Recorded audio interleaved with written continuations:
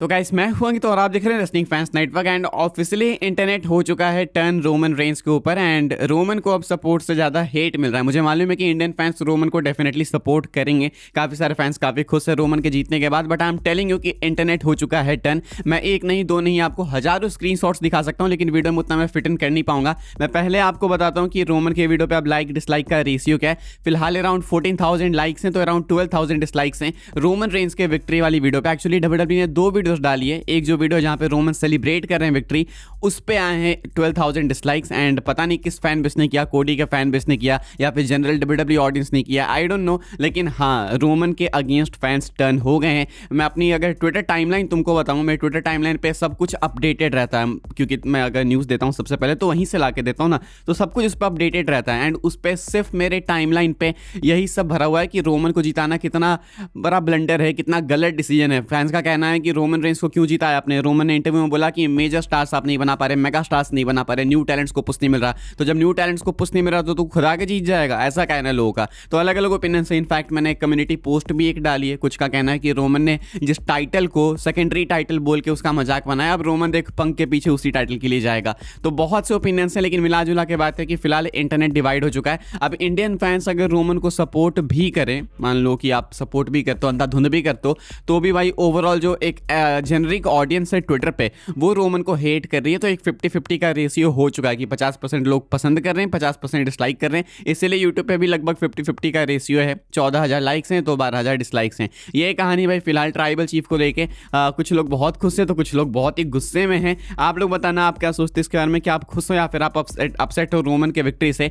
Twitter हो गया या फिर इंटरनेट ओवरऑल मतलब हो गया, वो ज़्यादा थ्रिल्ड नहीं है रोमन के रॉयल रंबल विक्ट्री से। आगे बढ़ते हैं, बात करते हैं अगली अपडेट के बारे में, जो कि अगेन है रोमन रेंस को लेकर। रोमन रेंस के साथ अब आगे क्या होने वाला है, रंबल जीत के रोमन आगे के लिए क्या प्लान है, इसके ऊपर खुद ट्रिपल एच कमेंट करते हैं। ट्रिपल एच क्या बोलते हैं वो सुन के आपको शायद हंसी आ जाएगी। ट्रिपल एच ने जो बोला है वो कुछ नहीं बोला, मतलब ट्रिपल एच ने बोलते हुए भी काफी कुछ नहीं बोला है। Triple H says Roman Reigns is going to take some time to think about his WrestleMania opponent and he does not know when he will show up next. क्या है यहाँ पे कहा है ट्रिपल एच ने कि रोमन रेंस टाइम लेने वाले हैं एंड ऐसा नहीं है कि आज वो रंबल जीते हैं, कल रॉ में आके स्मैकडाउन में आके अपने डिसीजन को सुना दिया कि हाँ मैं इस चैंपियन के पीछे जाऊंगा। रोमन रेंस टाइम लेंगे, अच्छे से डिसाइड करेंगे, उसके बाद डिक्लेयर करेंगे कि आखिर वो किस टाइटल के पीछे आने वाले हैं। लेकिन अब रोमन अगली बार कब अपीयर होंगे, किस एपिसोड में होंगे, ये खुद ट्रिपल एच को भी नहीं पता। ट्रिपल एच ऐसा कहते हैं कि रोमन रेंस कब आएगा, आई डोंट नो। ऐसा नहीं लग रहा कि ट्रिपल एच एक नैरेटिव सेट करना चाह रहे हैं कि भाई मुझे नहीं पता कब आएगा, ये तो पार्ट टाइमर है, ताकि लोग इस चीज़ को देखें कि बताओ जब इसको पता ही नहीं है कि ये कब आएगा तो ये रंबल जीता क्यों। क्योंकि इसको इग्नोर मत करना, रोमन भले जीत गए हैं मैच एंड जो भी कुछ हो गया,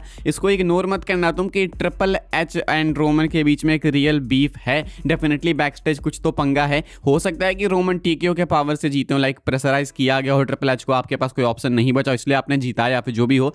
एंड ट्रिपल एच ने इंटरव्यू में बोल दिया पोस्ट शो में कि मुझे नहीं पता कि अब वो कब आएगा, इंडिकेट करते हुए कि रोमन एक पार्ट टाइमर है। तो अब रोमन का फ्यूचर किसी को नहीं पता रोमन कब आएंगे, लेकिन हाँ इतना बताया जा रहा है कि रोमन टाइम लेंगे डिसीजन लेने में। सो आई एक्सपेक्ट कि जो रोमन का डिसीजन है वो एलिमिनेशन चेंबर नहीं तो उसके बाद होने वाला है। एलिमिनेशन चेंबर में एक मुझे लगता है अनडिस्प्यूटेड टाइटल मैच होगा, वहाँ पे ड्रू कोडी आपस में फाइट करेंगे, शायद जेकब भी होंगे।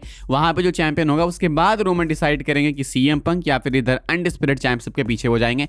ट्रिपल एच इंडिकेट करते हैं कि रोमन एक पार्ट टाइमर है, तो उनको नहीं पता कि रोमन अब कब आने वाले, जो कि एक अच्छा साइन नहीं है रोमन के इमेज के लिए। अगली अपडेट की तरफ हम लोग बढ़ते हैं। भाई अब देखो मैं ये तो नहीं कह सकता कि रोमन किसको चूज करेंगे, मतलब ज्यादा चांसेस पंक के हैं, लेकिन मैकेंटायर कहते हैं कि तू मेरे को चूज कर। मैं धमकी दे रहा हूं कि हिम्मत है, अगर औकात है, दम है तो मेरे को चूज कर एंड रेसलमेनिया में मेरे से फाइट कर। कहते हैं ड्रू मैकेंटायर पोस्ट शो में कि without the bloodline he would destroy Roman Reigns and dares him to pick him to face in the main event of WrestleMania 42 quote. There is a big enemy of Drew McIntyre. His bloodline made my life a living hell for so long. So if he wants to pick Drew McIntyre, I know he's on his own now. On his own, I will destroy Roman Reigns. Go for it, Roman. Pick me. Let's main event WrestleMania and I will drop your ass. कहते हैं यहाँ पे Drew McIntyre कि Roman एक बहुत ही बड़ा दुश्मन है मेरा एंड उसकी ब्लड लाइन ने मेरा जीना हराम कर दिया था बहुत लंबे टाइम के लिए। एंड वी ऑल नो कि मैकिंटायर सही बोल रहे हैं भाई। तो कहते हैं रोमन को कि अगर रोमन पिक करना चाहे मुझे, हालांकि उसकी मर्जी है, लेकिन अगर वो करना चाहे तो मैं इतना कह सकता हूँ कि मैं उसे तोड़ फोड़ के रख दूंगा, डिस्ट्रॉय कर दूंगा। तो तो मुझे चूज करो रोमन। चलो रेसलमेनिया मेन इवेंट करते हैं एंड मैं तुम्हें बताता हूँ तुम्हारी औकात क्या है एंड फाइनली मैं अपना बदला लूंगा, ऐसा कहा है मैकिंटायर ने। तो मैकिंटायर एक खुला चैलेंज देते हैं रोमन को कि तुम मुझे चैलेंज करो, तुम मुझे रेसलमेनिया में फेस करो। जब मैकिंटायर को ये करना था तो कोडी पर अटैक क्यों किया भाई? अब कोडी तुम्हारा पीछा थोड़ी छोड़ने वाले हैं। कोडी भाई वो पॉटी है जो स्कूल जाते टाइम जूते में लग जाती है एंड आप छुपाते रहते हो, निकालते भी नहीं निकलती है। तो अब एक बार कोडी रोड्स के ऊपर मैकिंटायर ने अपनी लात धर दी है तो अब इससे कोई एस्केप नहीं है। अब ये कोडी वॉर्टेक्स में फंस चुके हैं। Best of luck to McIntyre. हम लोग आगे बढ़ते हैं, बात करते हैं लेसनर के बारे में। आप में से काफी सारे फैंस काफी अपसेट हो कि भाई ये लेसनर को कैसे एलिमिनेट किया, लाइक एंट्रेंस के दौरान आपने एलिमिनेट कर दिया लेसनर को, कितना अपसेटिंग था ये बिल्कुल। लेकिन वो देख के ही पता लग गया कि डब्ल्यूडब्ल्यू वाले लेसनर को इतना बेकार अचानक से क्यों बुक कर देंगे। लाइक अभी इन्होंने ओबा फैमी को एलिमिनेट किया तो इनका एलिमिनेशन थोड़ा सा एक्साइटिंग होना चाहिए। एक्चुअली शायद यहाँ पे लेसनर का एलिमिनेट होना प्लान था ही नहीं, ये कोई कॉन्क्रीट अपडेट नहीं है, लेकिन ये मोस्ट लाइकली एक बॉच था। माना ऐसा जा रहा है कि जब जे उसो की एंट्रेंस हो रही थी उस टाइम पे लेसनर का एलिमिनेशन वाला एंगल दिखाया जाता, लेकिन लेसनर एलिमिनेट नहीं होते, वो रिंग रोप्स पकड़ के बच जाते हैं। लेकिन शायद लेसनर स्लिप हो गए एंड वो गिर गए। एंड हमको मालूम है कि पिछले कुछ दिनों में लेसनर के दिन अच्छे चल नहीं रहे हैं। पहले एंट्रेंस पे गिरना, पैंट का फट जाना लेसनर का, एंड अभी बॉच होके एलिमिनेट हो जाना, तो लेसनर के लिए दिन अच्छे चल नहीं रहे हैं। तो लेसनर को थोड़ा सा अलर्ट रहना चाहिए भाई ऐसे स्पॉट्स पे स्पेशली। फिलहाल लेसनर की जो एलिमिनेशन है वो शायद ऐसे प्लान्ड थी नहीं, लेसनर गलती से गिर गए एंड ये कुछ हो गया। आगे बढ़ते हम लोग बात करते हैं भाई अपनी आखिरी अपडेट के बारे में, जो कि फिनोमिनल वन एजे स्टाइल्स को लेके। एजे स्टाइल्स एक्सपेक्टेड है कि वो AEW में जाएंगे। इस चीज को मैं पॉइंट आउट करना चाहूंगा, एजे स्टाइल्स का करियर खत्म हुआ है WWE का।